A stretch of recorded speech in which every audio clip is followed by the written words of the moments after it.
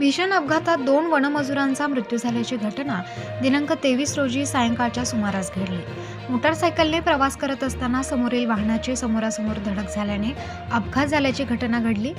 मिळालेल्या प्राथमिक माहितीनुसार शिरपूर तालुक्यातील बोराडी सांगवी रस्त्यावरील होऱ्या पाणी फाट्याजवळ रस्त्याच्या वळणावर बोराडीकडून देवदास भटा पाटील वयवर्ष 54 राहणार हिसाळे व कैलास राघव कोळी वयवर्ष 45 ते दोघे मोटारसायकलने सांगवीकडे जात असताना समोरून येणाऱ्या वाहनाचा आणि मोटारसायकलीचा समोरासमोर धडक झाल्याने भीषण अपघात झाला.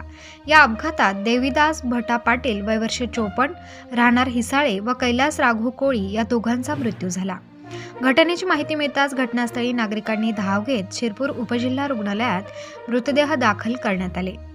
यावेळी शिरपूर उपजिल्हा रुग्णालयात मोठ्या प्रमाणात गर्दी जमली होती. मयत देविदास भटा पाटील यांच्या पश्चात मुलगी, मुलगा, पत्नी, आई, भाऊ तर मयत कैलास राघव कोळी यांच्या पश्चात 2 मुले, पत्नी, आई असा परिवार होता. देविदास पाटील आणि कैलास कोळी दोन्ही वनमजूर म्हणून कार्यरत होते. प्रबंधभूमी महाराष्ट्र न्यूजसाठी अजय भरसळ, धुळे.